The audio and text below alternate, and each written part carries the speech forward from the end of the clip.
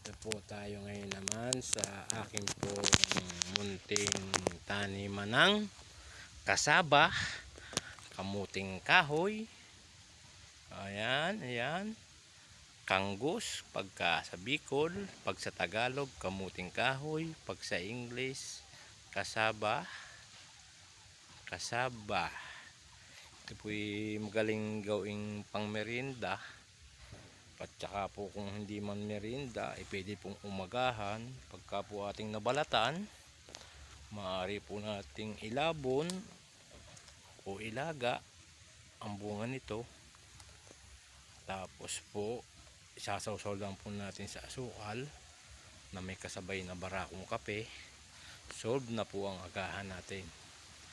Pwede naman po itong gawing chips, kasaba chips na nabibili natin sa Tayabas. So, ang kasaba, madami din itong luto. Pwede rin gawing suman. Yayadyarin nyo lang po yung kasaba, iidin, tapos pipigain ng kaunti, lalahukan po ng asukal, babalutin sa dahon ng saging para mas maganda po ang aroma. Tapos i-steam lang po o pakuluan na lang sa kaldero. May merienda ka na, suman. Yung iba naman, yung nakaluluwag sa buhay, yung pong bunga nito ay niyayadjad rin, iniid-id at nilalagyan din ng asukal para gumanda po. Ay ang kulay ilalagay ng food color. At ang tawag nga po ay pichi-pichi pag nalagyan mo po ng kaunting kinayod na niyog. So guys, ito po ay tanim ko pansarili. Kung minsan naman ito pong talbos nito, yan, talbos ng kasaba, kukuhanin nyo po siya.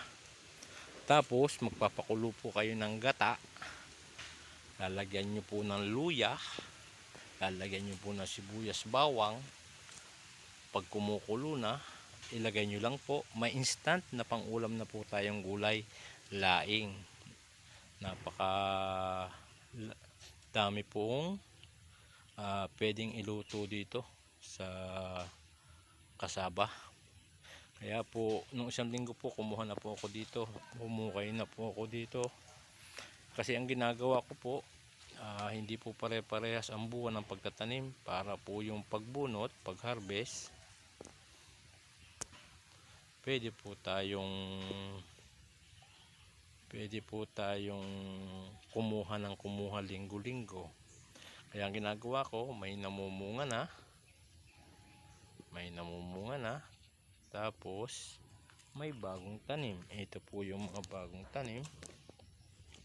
Yan, bagong tanim po siya at mayroon pa pong mas maliit. Yan, kita nyo po. Tinamnan ko na rin po ng kamuting gapang kasi magaling po sa diabetes ang bunga ng kamuting gapang o sweet potato. So guys, yan lang po, kaunting video para po sa araw na ito. God bless you all.